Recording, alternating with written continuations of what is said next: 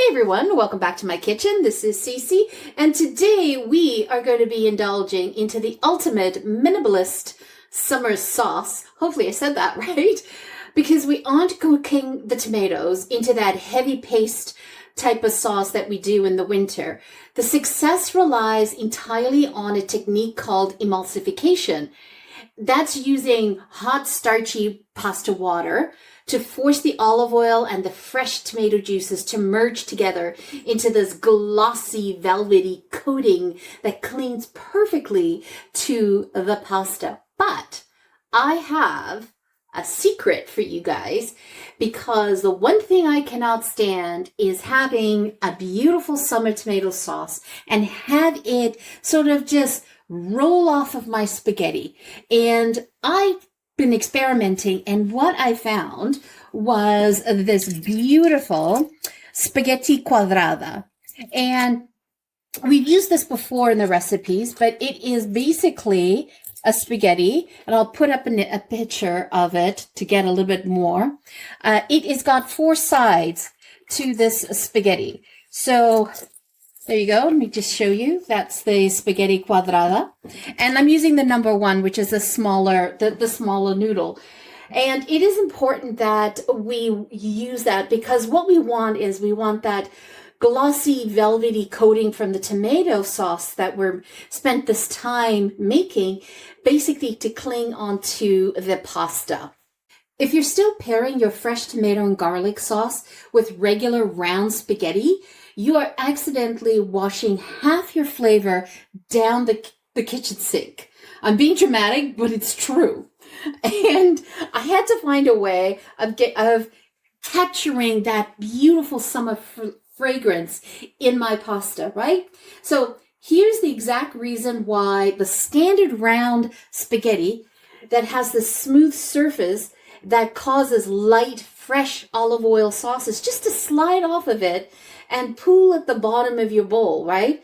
Whereas Spaghetti Quadrati, also known as Spaghetti alla Chitarra. Chitarra means guitar, which is the pasta device that they use to make it, and it is from the region of Abruzzo. Features four distinct corners, right? So as I showed you here, it's four distinct corners to this pasta. And also, when you touch the pasta, right, it is rough. It's porous, whereas the regular spaghetti is just round and smooth. So that's a very important thing to know, right? It's very rough here, and that's what we're looking for. We want those rough parts, those porous surfaces. This grips the delicate emulsion of the fresh tomato juice and the aromatic garlic oil that we put all our love into making, right? And it pulls the sauce into the noodle. So the noodle kind of absorbs it. And then you get this beautiful fresh tomato taste in your mouth. It's absolutely fabulous. So, I mean, again, like, this is the physics of the four corners, basically, right? So think about the physics of your food for a second, right? When we make a quick, fresh summer tomato sauce, we aren't cooking it down into a heavy, sticky paste like we do in the winter, right? It's light, it's airy, it's built on extra virgin olive oil and raw tomato water, and we want to keep that. Round spaghetti acts like a water slide for your sauce. Literally, zoom, it just zims down it. But the Spaghetti Quadrati, to me, it gives the sauce the structural corners so that it holds on to it. Plus, because it is extruded out of high quality bronze dies, for example, or cut with the traditional chintara wire, the texture is incredibly porous, right? As I mentioned, very, very, very porous in here. It behaves like a microsponge. It's like, and absorbs all that aromatic garlic oil, and it goes deep in the starch layer of the pasta. All right, I've given you the science thing. Now let's actually get cooking, because it is a simple dish, but it tastes so good this way. So first thing is, you cook the spaghetti, the Spaghetti Quadrati, exactly how you would cook regular spaghetti. So you put your pot on and you salt it like the ocean, and they are asking on this particular brand 13 to 15 minutes. Now we're going to go to the 13-minute because we want to finish cooking the pasta with the tomato sauce. So I've got the pot boiling. So let's get into making the actual sauce. So the most important thing is you're going to need garlic, tons of garlic. You're going to need some beautiful tomatoes. Okay.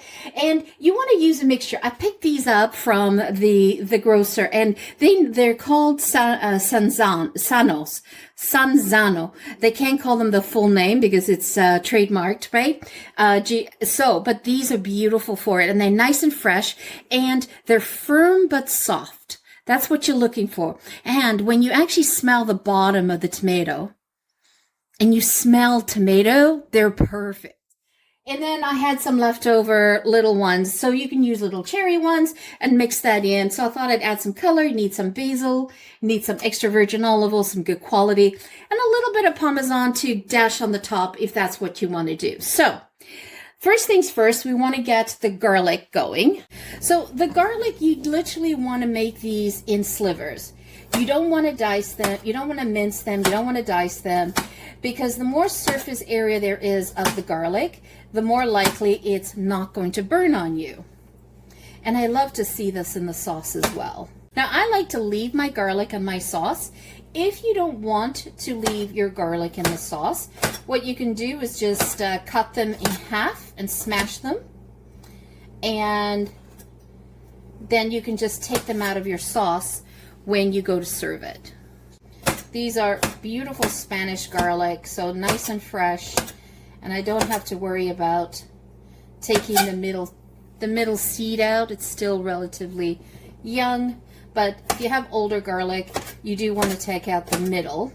That middle seed is what grows into the green shoots coming out of your garlic, and that's how you get garlic again.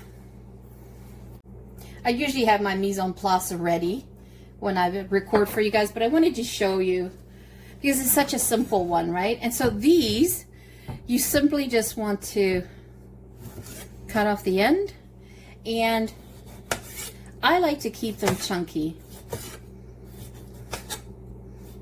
That's what I like. Now, you can cut them smaller if that's what you choose to do. That's fine. Some people will even do it this way. Okay? Because then it's just easier to chew or put on a fork. Oops. Let's move that one over. So let me finish the tomatoes and I'll get right back to you.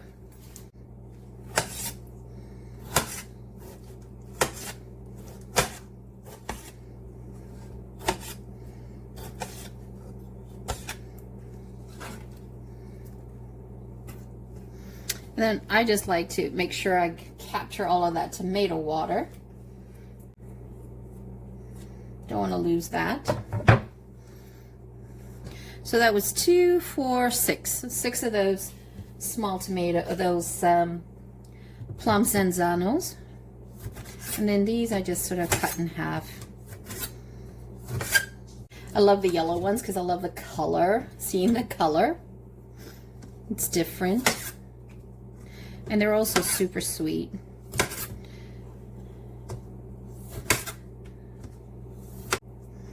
So you see the amount of tomatoes I had, which is, and you compare that to the amount of garlic, that's about the right amount. Okay? Alrighty. Let's put that aside and we'll get started. Okay, so that's a little too hot. Okay, so my olive oil got a little too hot because I got distracted. So what I did is I took out the garlic because I didn't want to burn that. And I'll just put a fresh one in. And I'll just leave it whole because I'll fish that out afterwards. Stove is on 2. Very low. Just let that gain some flavor. I'm going to throw in some thyme. And it will jump a little bit on you because there is moisture in the leaves. So just be aware of that. So let's add in the tomatoes.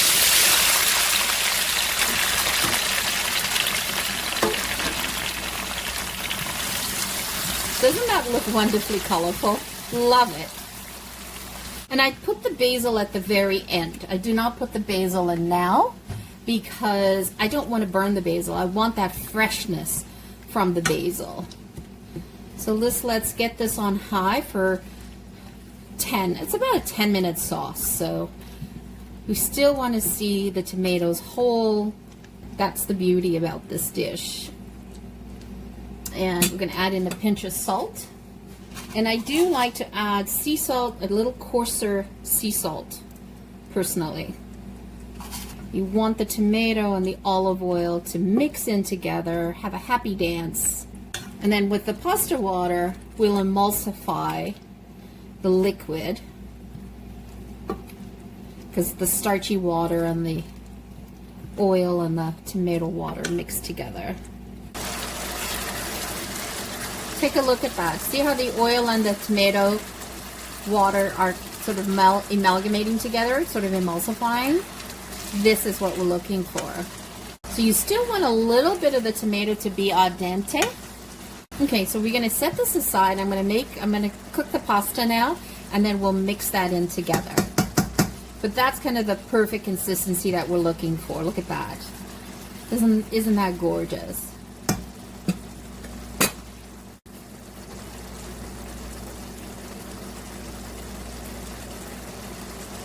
Okay, let's set that aside. Okay, so now we're just going to add in the pasta with the water, with the pasta water.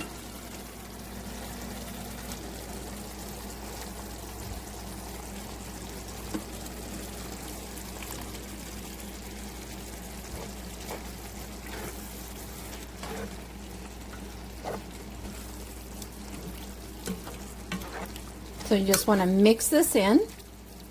See how the square pasta there? Look at that. It's going to absorb all of that beautiful tomato and garlic sauce. Let's get that all mixed in.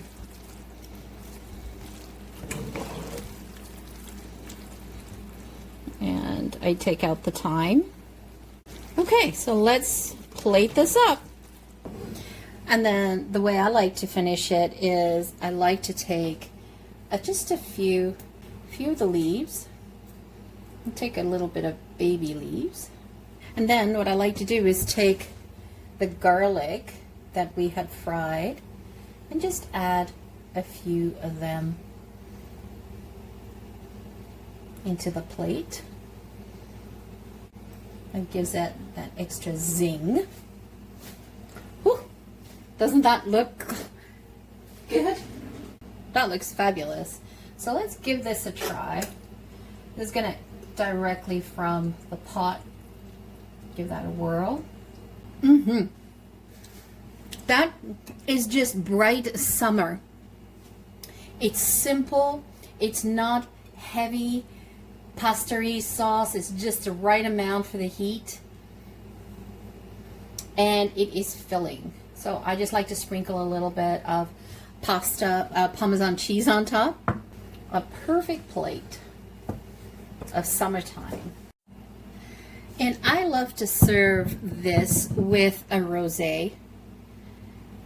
This is from the south of France, from the southwestern south of France, from Languedoc area. So this is from the south of France. It's a rosé, Courte Rosé, and it's from the southwestern part of France, and it's from Languedoc. All right, so let's give this a try. So beautiful summery wine, blush pink to it.